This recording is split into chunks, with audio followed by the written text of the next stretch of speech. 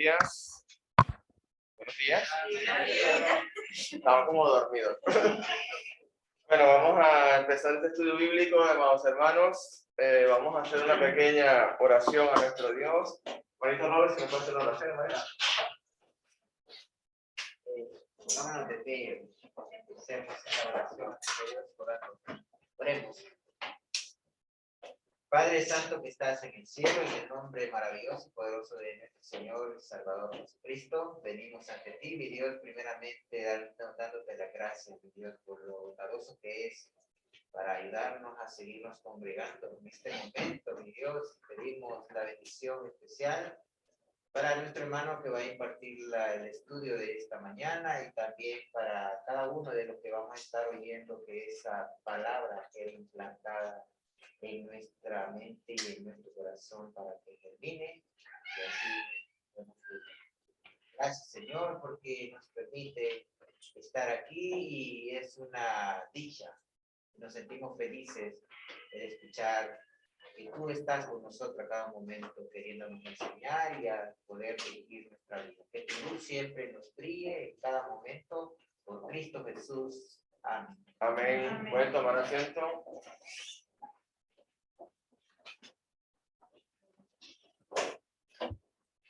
Sean bienvenidos todos, amados hermanos. Estamos con el libro de Apocalipsis. Continuamos. Vamos a hacer un breve resumen de cómo hemos estado estudiando este hermoso libro del apóstol Juan. Y ha sido realmente maravilloso llegar hasta el capítulo 11, ya que hemos comprendido y entendido los propósitos y los designios de Dios a través de este libro. Dios y el carácter de Dios, el propósito de Dios, la mente de Cristo es que la iglesia sea salva. Es que cada persona que se está congregando el día de hoy vaya a la presencia de Dios. El día pasado martes estaba haciendo un pequeño estudio evangelístico, una persona que se iba a bautizar, y yo le comentaba a la persona diciéndole: Jesucristo apenas subió al monte, sentándose, le dijo a las personas que son bienaventurados, sumamente felices si siguen al Maestro. Usted va a ser sumamente feliz si escucha y guarda la palabra de Dios. Apocalipsis, el libro de Revelaciones, nos va a dar a entender los propósitos de Dios para con la tierra, los propósitos de Dios para con su iglesia, el propósito de Dios de haber creado esta maravillosa tierra y a todo lo que en ella habita. En el primer momento que Dios creó los cielos, en el primer momento que Dios creó del polvo al hombre, Él tenía en su corazón con su Hijo Jesucristo y el Espíritu Santo que nosotros no éramos capaces de obedecerle a Él y necesitábamos una ayuda, y era Jesús. La palabra que vamos a leer hoy, Apocalipsis 11, tiene que ver con el capítulo 10. El capítulo 10 viene hablando de, inclusive desde el 9, de ese séptimo sello del libro que fue abierto. Luego vinieron las trompetas, cuando Israel escuchaba las trompetas que venía la guerra, cuando escuchaban las trompetas que se reunían para alabar a Dios, escuchaban las trompetas para ir a adorar a Dios. Luego, en el capítulo 10, veíamos cómo el pueblo de Dios está escuchando una profecía y le damos entendimiento maravilloso, porque vamos a leer un pequeño párrafo de Apocalipsis 10. Acompáñame, por favor.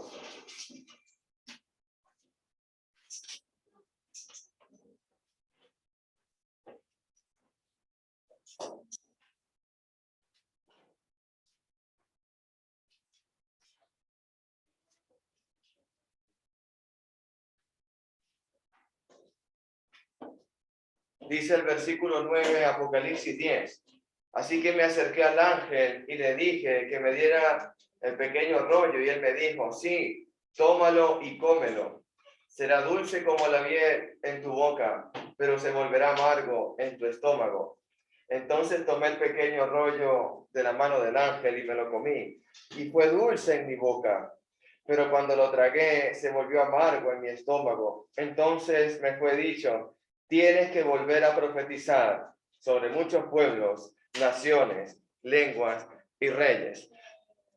¿Qué significaba dulce en el paladar, pero amargo en el estómago? Que la palabra de Dios es buena. No hay nada mejor que la boca de Dios, que la palabra de Dios. El salmista decía, gustar la palabra de Dios. Cuando Dios dijo, hagamos al hombre a imagen y semejanza nuestra, vio Dios que era bueno en gran manera. Para Dios lo que Él hace es bueno en gran manera. Pero inclusive, me voy a un paralelo del Nuevo Testamento. Viene una persona y le dice, maestro bueno, ¿qué tengo que hacer para dar la vida eterna? Y Jesús responde, no me llames bueno, solo mi Padre es bueno. El tema es, hermanitos, que hoy vamos a ver los dos testigos. Y esto es un contexto muy apegado a la ley de Moisés. ¿En qué aspecto? Cuando Jesucristo decía, yo soy la vid verdadera, el judío tenía en su cabeza el libro de Isaías, el libro de Jeremías, y cuando Dios le dijo a Isaías, te he dado la ladera fértil, te he dado el lagar, te he dado las herramientas, te he dado el suelo, la tierra despedregada y limpia. Yo esperaba que me dieras uvas y me has dado uvas silvestres, uvas amargas, uvas ácidas. Dios nos ha dado todo y espera que nosotros demos dulces uvas. Es decir, Jesús dice en el Nuevo Testamento, yo soy la vid verdadera. El que está unido a mí lleva mucho fruto. No como en el Antiguo Testamento, que no tenían cómo llevar fruto, porque no eran rectos de corazón. ¿Por qué hablo de esto? Porque este pasaje es a la iglesia de Cristo del primer siglo y ellos conocen muy bien la ley de Moisés. Están viviendo bajo la gracia en Apocalipsis, pero saben muy bien en el contexto que está hablando Dios acerca de los testigos. Porque esa palabra, cuando tú le dices a un judío, si mi hermana Génesis peca contra mí, yo voy y hablo con ella. Y si ella y yo restauramos la relación, hemos ganado ante Dios y ella cubre su pecado y yo igual. Si ella no me quiere oír, tengo que tomar a mi hermana Gabriela y a Yubi y hablar con ella, que por testimonio de 2 o 3 personas conste toda palabra. Y si ella se arrepiente, hemos ganado. Hay un procedimiento que eso lo sabe el judío. Y Dios dice, yo voy a poner a 2 testigos. ¿Sabes para qué? Para que conste toda palabra. No voy a mandar a 1, voy a mandar a 2. Para que todo lo que diga Apocalipsis 11 conste toda palabra. Ese es el contexto de que estoy entendiendo y comprendiendo para leer. ¿Quién puede leer 11, 1 y 2, por favor? Amén. Amén. Entonces se me dio una caña parecida a una vara de medir y se me dijo, levántate y mide el templo de Dios y el altar y cuenta a los que adoran en él. Pero no midas el patio que está fuera del templo, déjalo sin medir, porque ha sido entregado a los no creyentes y ellos van a pisotear la ciudad santa durante 42 meses. Amén, hermanita. Vemos varias cosas importantes en este texto que poco a poco vamos a ir desglosando. Solamente vamos a ver 6 versículos del capítulo 11, no vamos a poder ver más. Dice, mide el templo de Dios. Dios conoce a su pueblo y lo va a proteger. La palabra medir al pueblo es que Él te conoce. Él sabe tu estatura. Él sabe la cantidad de pelos que tienes. Bueno, yo poca cosa, ¿no? Pero sí, el que tiene bastante. Aquí, hermanito. El tema es que Apocalipsis 11, que acaba de leer mi hermanita los primeros versículos, Dios nos revela que en estos juicios La iglesia fiel es primeramente probada, es protegida por Dios, es victoriosa. ¿Cómo somos probados? Porque nuestra fe, más valiosa que el fuego, que el oro y es probada con fuego. Nuestra fe más valiosa que el oro es probada con fuego. La iglesia va a ser probada. Yo pregunto, ¿cuál es el instrumento de Dios del primer siglo para probar a la iglesia de Cristo de Apocalipsis? ¿Cuál es el instrumento de Dios? Pregunta. ¿Qué piensan ustedes? ¿Quién puede probar a la iglesia de Cristo del primer siglo? ¿Quién es el instrumento que va a utilizar Dios? Perdón, ¿sí? Los romanos. Me voy ahora un poquito más atrás. ¿Quién es el instrumento de Dios para probar a Israel cuando Nabucodonosor estaba vivo? Babilonia. ¿Quién es el instrumento de Dios para probar a Israel? Con el imperio griego, Alejandro Magno. Se va entendiendo que Dios va utilizando naciones y va utilizando gobiernos y reyes para probarnos a nosotros. ¿Cuál es el instrumento del 2022, perdón, que nos prueba a nosotros? De Dios. Este mundo. Y las aflicciones que Él tiene. A ver si nosotros salimos victoriosos de este mundo. Tú sales de esa puerta afuera y ¿qué te consigues? A un mundo que va siguiendo sus propias ideas. En el tiempo de los jueces no había rey en la tierra y cada persona hacía lo que según le parecía correcto. Este mundo está igual, aunque tenemos un rey establecido en España, pero este mundo está igual, porque no es un rey de Dios, es un rey terrenal. Entonces, capítulo 11, verso 1, habla la palabra templo. En el Nuevo Testamento, vamos a 1 Corintios capítulo 3, 16 y 17, por favor. Ahí el apóstol Pablo va a describir el templo. Otro puede buscar Efesios 2 y otro puede buscar 1 Pedro. 1 Corintios 3, 16 y 17, vamos a ver qué nos dice el apóstol Pablo acerca del templo. Amén. Amén, hermano. 3:16. 1 Corintios 3, 16 y 17. ¿No saben que ustedes son templo de Dios y que el Espíritu de Dios habita en ustedes? Si alguno destruye el templo de Dios, Dios lo destruirá a él, porque el templo de Dios es santo y ustedes son ese templo. Amén, hermanita emperatriz. Entonces, ubicándonos en la cronología de tiempo y en el momento en que está hablando Apocalipsis. Apocalipsis está hablando año 90 después de Cristo.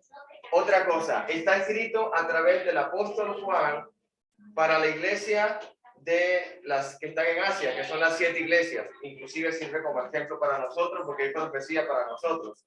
Entonces, cuando Dios le dice a Juan a través del ángel o la visión que tiene, que en el capítulo 1, en el verso 1, perdón, de capítulo 11, dice la palabra templo, ellos tienen que entender lo que Jesús les había explicado, que el templo ahora no va a ser hecho por manos de hombres, sino que el templo iba a ser cada uno de nosotros, como dijo el apóstol Pablo. Libro de los Efesios, capítulo 2, del 19 al 22.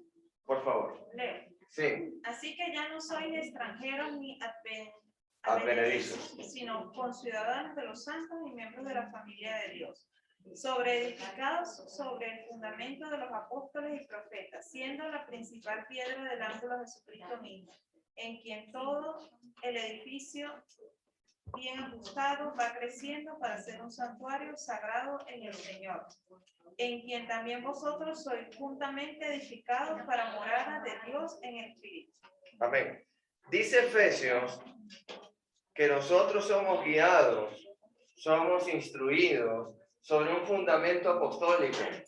Los mismos que llamaron, Jesús los llamó. Pedro, ya no vas a seguir pescando, yo te voy a hacer pescador de hombres. Vas a ir a predicar el evangelio y todas esas personas te oirán. ¿Qué dice primera de Pedro capítulo 2, 4 y 5 acerca de esa piedra angular?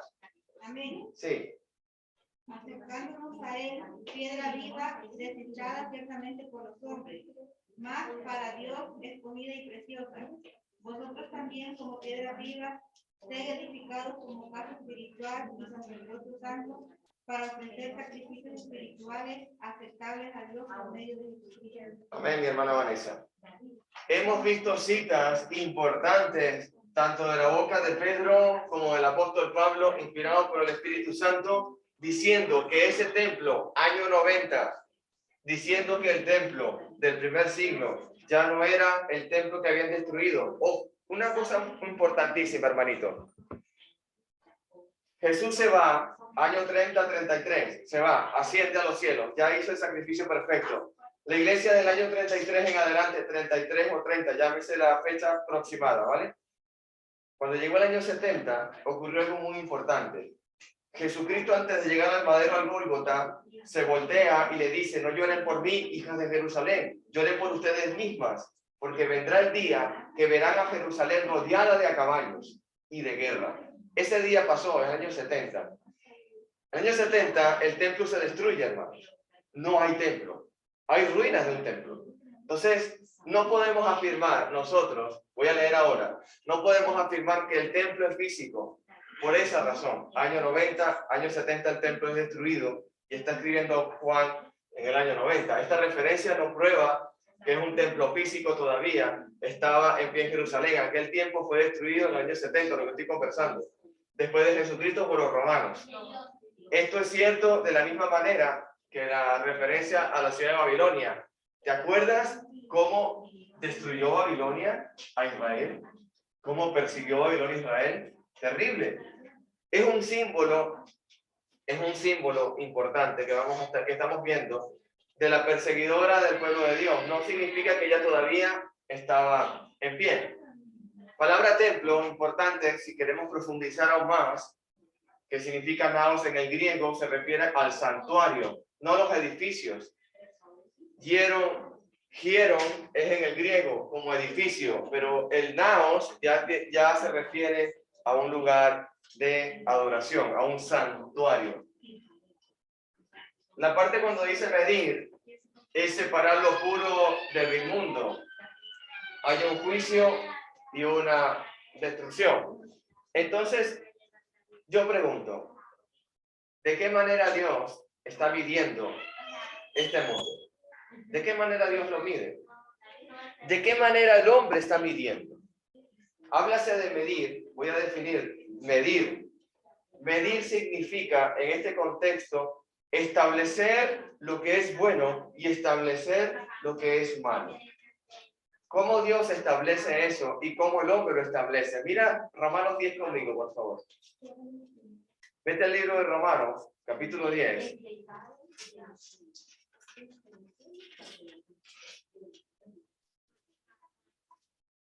Romanos 10, verso 1. Míralo conmigo. Amados hermanos, el profundo deseo de mi corazón y mi oración a Dios es que los israelitas lleguen a ser salvos. Yo sé que ellos tienen un gran entusiasmo por Dios, pero es un fervor mal encausado, pues no entienden la forma en que Dios hace justas a las personas ante Él. Se niegan a aceptar el modo de Dios y en cambio se aferran a su propio modo de hacerse justos ante Él, tratando de cumplir la ley. Sin embargo, Cristo ya cumplió el propósito por el cual se entregó, que es la ley. Como resultado, todos los que creen en Él son hechos justos ante los ojos de Dios. Dios ha dicho y ha medido que el que cree en Jesucristo, el que se arrepienta y el que se bautice va a ser salvo. Esa es la medida de Dios. ¿Qué dice el hombre? Según ellos, bajo sus propios preceptos, están diciendo el modo en que Dios va a decir las cosas. Es decir, opinando sobre la Escritura. Dios está midiendo, hermanos. Dios está midiendo. Samuel, segunda de Samuel, vamos allá, es importante este ejemplo. Segunda de Samuel capítulo 8, hay una separación importante de juicio y una separación importante en cuanto a la salvación de Dios. Segunda de Samuel 8, vamos a ver al rey David. Segunda de Samuel 8, por favor. Amén, hermanita, el 1 y el 2. Después de esto aconteció que David derrotó a los filisteos y los sometió. Y tomó David a Meter, de mano de los filisteos. Derrotó también a los de Moab y los midió con cordel, haciéndoles descender por tierra. Y midió 2 cordeles para hacerlos morir, y un cordel entero para preservarles la vida. Y fueron los moabitas siervos de David y pagaron tributo. Amén, hermanita. Es un ejemplo que estamos observando. Ahora entiendo de que cuando Dios dice, y voy a medir, es cuando el mismo rey David decía, yo también los mediré con un cordel, a ver quiénes serán salvos y quiénes van a ser destruidos. El mismo ejemplo que hay en Zacarías, en Segunda de Reyes. Vamos al libro del Nuevo Testamento, Segunda de Timoteo 2, por favor. Vamos allá. Segunda de Timoteo. Estamos viendo el contexto de cómo mide Dios en cuanto a salvación y en cuanto a destrucción. Segunda de Timoteo. 2:19. Amén, varón. Pero el fundamento de Dios está firme y tiene este sello. El Señor conoce a los que son suyos y que se aparte de la iniquidad todo aquel que invoca el nombre de Cristo. Hay una pequeña separación. Dios conoce y sabe quiénes son los de Él y quién no. ¿Te acuerdas cuando Jesús dijo, yo soy el buen pastor? ¿Te acuerdas? Y las ovejas reconocen la voz del buen pastor y van ellas solitas al redil.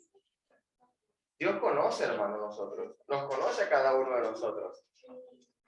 El tema es que Dios sabe separar entre el que va a estar con Él y en el que no va a estar con Él. El juicio de las naciones, voy a hacer un paralelo, es algo donde Dios nos compara como las ovejas y nos compara como los que no obedecen como unas cabras. Y dice, y los separaré, uno a su derecha y uno a la izquierda. El contexto de Apocalipsis, cuando Dios dice, y los voy a medir con una vara, ¿cómo nos podemos ser nosotros? Pregunta, ¿cómo nosotros podemos ser justos delante de Dios? ¿Qué tenemos que tener? La sangre de Cristo, hermano. No hay nada que nosotros podamos hacer en esta vida que nos haga ser justificados por Dios. La única forma que usted puede ser justificado ante Dios es teniendo la sangre de Cristo limpiándote continuamente. Y eso lo hace no solamente la cena del Señor, eso lo hace en el estilo de vida del cristiano, en saber obedecer a Dios. Ezequiel 42.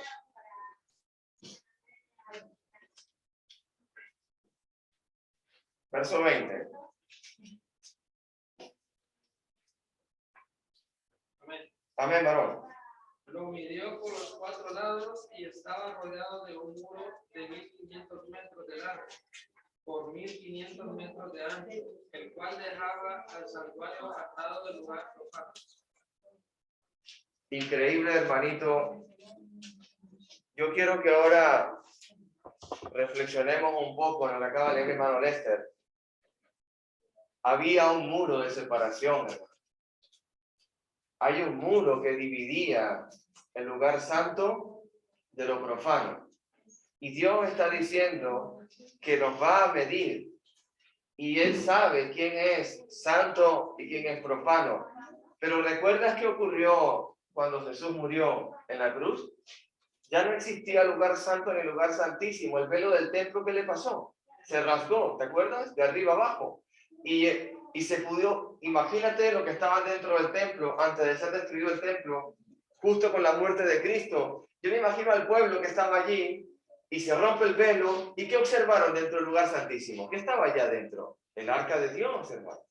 Las tablas, la vara de Aarón, estaba todo allí. Los utensilios utilizados para el sacrificio una vez al año, donde se colocaba un becerro y lo sacrificaban y derramaban sangre para el perdón de un año del pueblo. Ahora ese velo estaba rasgado. ¿Sabes qué pasaba? Aquel que no era digno y entraba al lugar santo después del velo, moría inmediatamente. Hay un ejemplo de Asa, hermanito, creo que fue el que predicaste tú, ¿sí, hermanito Jorge? Bueno, vale también decir que a ese lugar no podía entrar, o sea, cualquier hombre, Nadie. el sumo sacerdote. Únicamente. Y cuando se rasga, cuando muere el Cristo, Es lo que nos está enseñando. Tenemos Sumo sacerdote, entrada. Cristo Jesús. ¿Ya? Está abriendo la puerta, la entrada. Amén. Todos tenemos acceso a través de que de la oración, la relación entre Dios. Amén, hermano. Entonces, ese muro, hermano, no existe para nosotros. O sea, entendamos que Dios va a colocar a 2 testigos porque es necesario que conste toda palabra. No hay un muro de separación y yo los tengo que medir. ¿Sabe lo que debe ser difícil? Póngase usted en los pies de Dios. Hermano, hágalo. Póngase usted en los pies de Dios y diga usted quién merece o quién no merece la salvación. No podemos hacer eso, hermano. Eso es un trabajo que ninguno de los que estamos aquí somos capaces de llevar. Yo no sé de qué forma está midiendo Dios. Yo lo que sí sé es la forma en que Dios me hace salvo a mí. Fíjate la diferencia. Yo no sé cómo es condenar a un mundo ni condenar a una persona. No me toca saber eso a mí. Ese es el modo de Dios. Pero yo sí sé cómo darle el regalo a una persona de parte de Cristo Jesús. Eso sí lo sé hacer. Entonces, nosotros tenemos que entender qué sabemos de Dios y por qué Dios ahora me está diciendo que conste toda palabra en el capítulo 11 de Apocalipsis. Ya ese muro no iba a estar, según Ezequiel. Tenía que medir 3 cosas, hermano. El templo, que es la iglesia, ya lo sabemos, 1 Corintios 3:16. Tenía que medir el altar. ¿Qué dice Juan 4:24? Dios está midiendo 3 cosas importantes. Son 3 símbolos que tenemos que ver. Juan 4:24. Dice la palabra: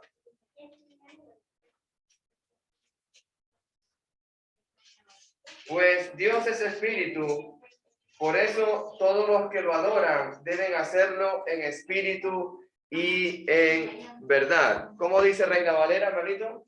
Dios es espíritu y los que le adoran en espíritu y en verdad es necesario que le adoren. Entonces, hermano, ¿Dios qué está midiendo, hermano?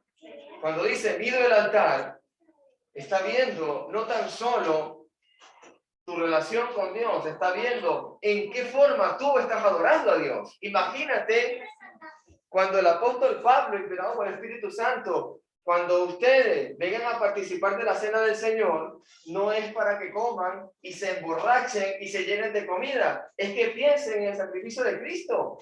Piensen en que Él murió en un madero, fue sepultado, resucitó, tiene vida eterna en Él.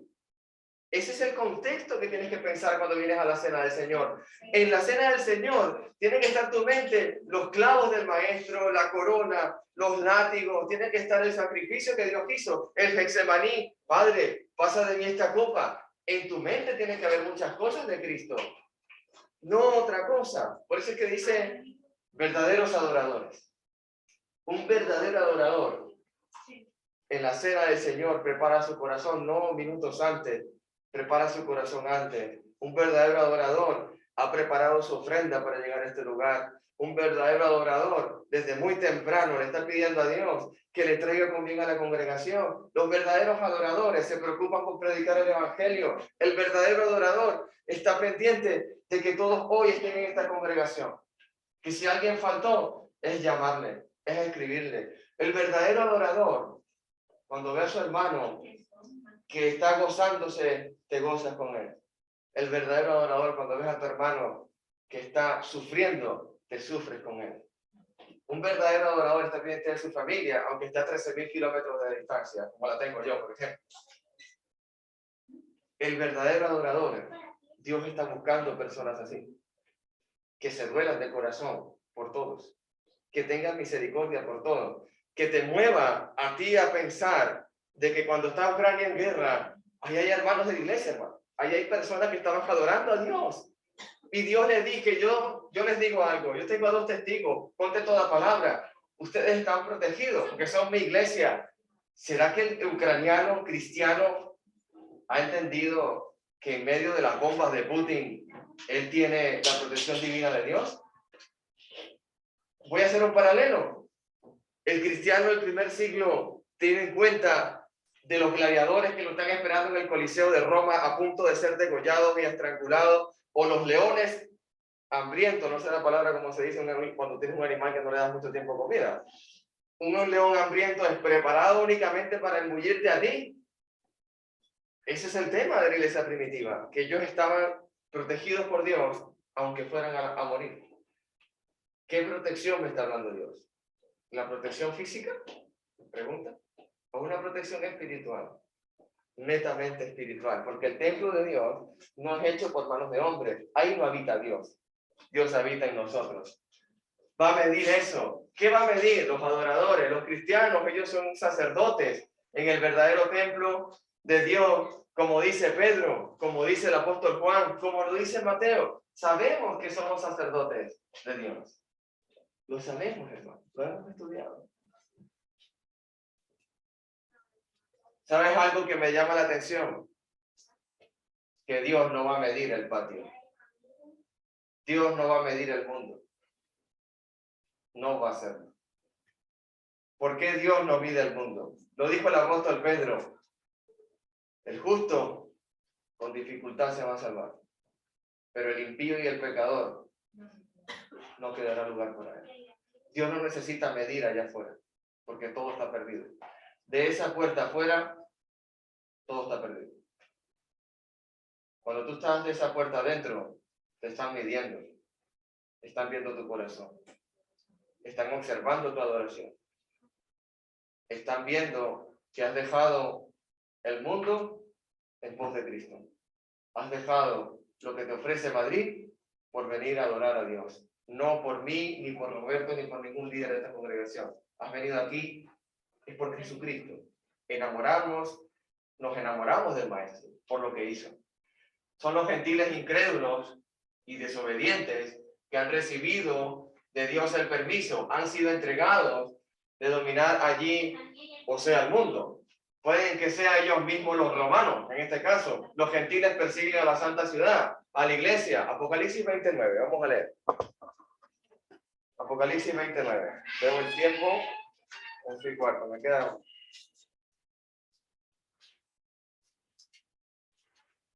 Apocalipsis 29. ¿Lo pueden leer, hermanitos? Y subieron sobre la anchura de la tierra y rodearon el campamento de los santos y la ciudad amada. Y de Dios descendió fuego del cielo y los consumió. ¿A quiénes consumió Dios? ¿A quiénes consumió Dios? Pregúntate eso. ¿Qué está pasando en Apocalipsis 29? El tema es que aquellos que están persiguiendo a Dios, aquellos que están persiguiendo a Jesucristo, Saulo, Saulo, ¿por qué me persigues? Saulo, Saulo, ¿por qué me persigues?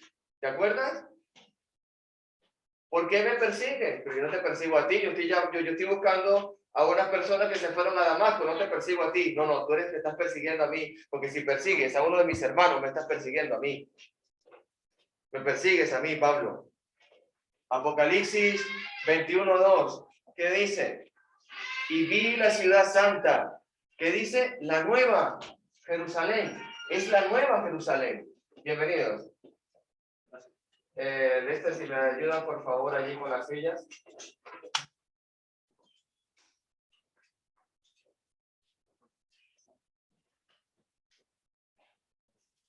Gracias, hermanitos.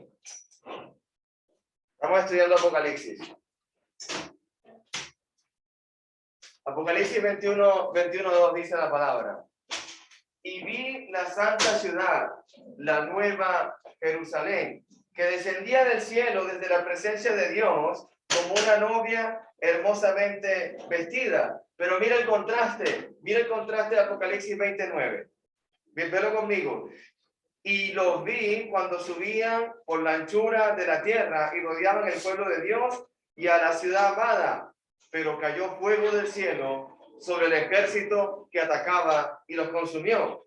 ¿Te das cuenta el contraste de Apocalipsis 29? Desciende fuego del cielo y consume a Jerusalén. Y Apocalipsis 21, ¿cómo dice la nueva Jerusalén? La espiritual, hermanito. La Jerusalén espiritual, hermano. Esa no va a ser tocada por Dios. Esa Dios no va a permitir que le toquen nada a la iglesia. Dios no va a permitir que le ocurra nada a la iglesia del Señor. La Jerusalén espiritual, la nueva Jerusalén, es la iglesia del Señor, amados hermanos. Usted siéntase en la nueva Jerusalén, porque Dios dice, me he ido a prepararles morada. ¿Cómo describe el cántico que mi hermano Lester entona aquí? Un mar de cristal, calles de oro. Es un privilegio estar hoy aquí a adorar a nuestro Dios. ¿Cuál es el mensaje de todo esto? Que Dios protege a los santos que son de Dios. ¿Y cómo era la protección cuando el gran César dio la orden, vayan y destruyan a Jerusalén, año 70? ¿Cómo se protegieron ellos? Espiritualmente hablando, hermano. Jesucristo se los había dicho en vida. No tengan miedo de aquel que les venga y les quite la vida. No tengan miedo. Tengan miedo de aquel que tiene la autoridad de echar su alma. ¿A dónde? ¿Quién tiene esa autoridad, hermano? El que está midiendo. El que mide tiene la autoridad de decir si tú eres una cabra o si tú eres una oveja. Porque Dios es el que tiene toda potestad, toda autoridad. ¿Cuál es el trabajo de Satanás? Hacer que yo y cualquier persona se aparte de la palabra de Dios y venga a ser yo el que establezca los límites, diciendo, esto para mí es bueno y esto para mí es malo. No, eso le corresponde a Dios. Alejandro, para ti es bueno que adores a Dios en espíritu y en verdad, porque Dios está midiéndote y está viendo si eres un verdadero adorador de Dios. ¿Cómo te presentas ante la cena del Cordero, a la gran cena del Señor? ¿Cómo te presentas a la ofrenda? ¿Cómo te presentas en los cantos espirituales? Ese es el verdadero adorador. Leo aquí, el rechazo del mundo y aún el cristiano del mundo, todo lo relacionado con el mundo está apartado para el juicio y destrucción. ¿Sabes por qué menciono esta parte allí? El cristiano mundano, hermano, terrible. Cristiano mundano. Quizá me dirá usted, pero eso es un poco extremista. No lo es. Yo le hago una pregunta a mi hermano Jorge o a Roberto. ¿Cuántas personas se han bautizado en Dalí y cuántas perseveran? No pusieran en el local que tenemos allá. Miles han pasado por el bautismo, pero no están ni el 50%. ¿Han recibido la gracia de Dios? ¿Son templo del Espíritu Santo? ¿Han sido perdonados por sus pecados? Sí. Pero están en el mundo. Son cristianos en el mundo. ¿Por qué digo esto? Porque ellos serán medidos, hermanos. En Venezuela pasa igual. En toda la nación de este territorio pasa igual. En su creación pasa igual. En la última campaña que tuvimos, se bautizaron 41 y quedaron 3. Quedaron 3 personas de los 41. Entonces, hermano, tengamos entendimiento de que Dios va a medirnos. Y viene Dios y le dice al apóstol, si tú ves los costos de ser cristiano, el apóstol, el médico Lucas lo escribe, si tú ves que no eres capaz de acabar la obra, mejor no entres al cristianismo. Mejor no entres. Porque vas a ser como dice el proverbio, el apóstol Pedro, vas a ser como el proverbio, que el perro vuelve al vómito que se acaba de sacar de la boca y se lo vuelve a tragar, vuelve al vómito. Es decir, tú acabas de sacarte toda la inmundicia y estás santo, te vuelves al mundo y te vuelves a tragar el vómito. O la puerca lavada, el cerdo lavado, se vuelve al cieno, al pantano y se vuelve a revolcar allí. Ese es el tema, hermano, que estamos hablando, importante. Creo que voy a dejar esta lámina y paramos aquí. Los 2 testigos, hermano, eso lo dejamos para la próxima semana. Literalmente la visión de los 2 testigos se predica ahí fuera.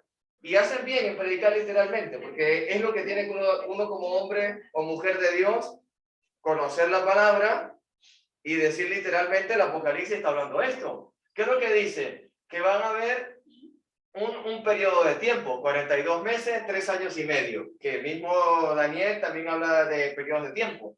El testimonio de los dos testigos, también conocido como los 2 olivos, son esos candeleros durante 1260 días, 3 años y medio. Estamos hablando la escritura en forma literal.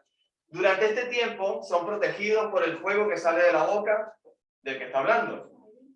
3 años y medio o días. La bestia mata a los 2 testigos. ¿Quién es la bestia? ¿Quiénes son los testigos? Eso se va a observar. Los cadáveres están en Sodoma, también conocida como Egipto y Jerusalén. Luego, del verso 11 al 13, la resurrección y exaltación de los 2 testigos, la destrucción de la 10ª parte de Sodoma, también conocida como Egipto y Jerusalén, mueren 7,000 hombres. Yo pregunto, iglesia, ¿qué entendemos? Si yo hablo literalmente la palabra. En el aspecto de cómo se está hablando afuera, es para crear confusión. Es para crear confusión. ¿Qué es una interpretación realmente acerca de la visión? Teniendo a Cristo en la mente, teniendo al apóstol Juan en la mente. Es imposible interpretar una visión correctamente sin tomar en cuenta el significado de los cristianos del tiempo del apóstol Juan. Recordemos que ellos ya estaban padeciendo la gran tribulación en manos del imperio romano.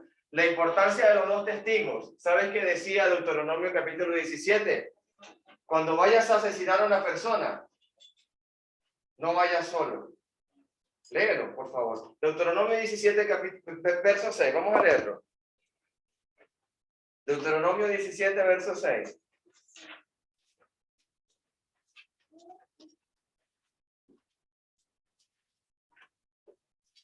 Dice la palabra. Sin embargo, nunca le quites la vida a nadie por el testimonio de un solo testigo. Siempre tendrá que haber 2 o 3. ¿En qué momento yo podía decir apedréalo hasta la muerte? Por el testimonio de 2 o 3. Un paralelo, la mujer que fue sorprendida en adulterio, Jesús escribiendo en la tierra.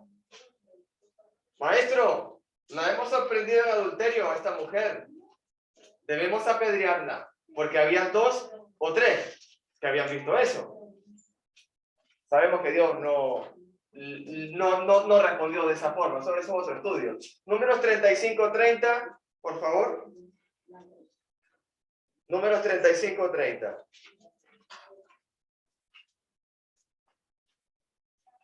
¿Qué dice la palabra? Leo. ¿Sí? Cualquiera que dé muerte a alguno por dicho de testigos morirá el homicida, mas un solo testigo no hará fe contra una persona para que muera. ¿Qué entendemos nosotros acerca de que Dios está diciendo tiene que haber 2 o 3? Porque quitarle la vida a una persona, para Dios la orden era, tiene que haber 2 personas que digan que eso estaba para asesinato o 3, no de otra manera. Voy a leer Hebreos 10, 28. Dice la palabra en el 28. Fue pues por la fe que Moisés ordenó que el pueblo de Israel celebrara la Pascua y rociara sangre en los marcos de las puertas para que el ángel de la muerte no matara a ninguno de sus primeros hijos varones. No fue en secreto ni 1 ni 2 personas. La congregación entera escuchó a Moisés y la voz de Dios. Van a celebrar la Pascua. Tomen a un cordero el primer mes, el día 10, y se lo comerán el día 14. Sin mancha, sin quebrarle los huesos, asado al fuego. No lo van a cocinar y hervido, asado al fuego, y se lo van a comer todo según el número de la familia. La sangre la pintan alrededor de la puerta. Y cuando el ángel de muerte pase, no los matará. Dios está midiendo, hermano. Dios está midiendo. La única forma de que Dios y nosotros entendamos y tengamos confianza y fe en la palabra es que todo lo que está haciendo y todo lo que ha ocurrido en la Escritura se ha cumplido. Cuando pasó el ángel de muerte, yo pregunto, ¿de la familia de Israel se le murieron los primogénitos? No murió ninguno. No murió ninguno. Pero aquel que no pintó el dintel de la puerta en sangre, ¿qué le pasó a su primogénito? Murió ese día. Murió. Lo mismo está diciendo la importancia de esos dos testigos. Termino con esto.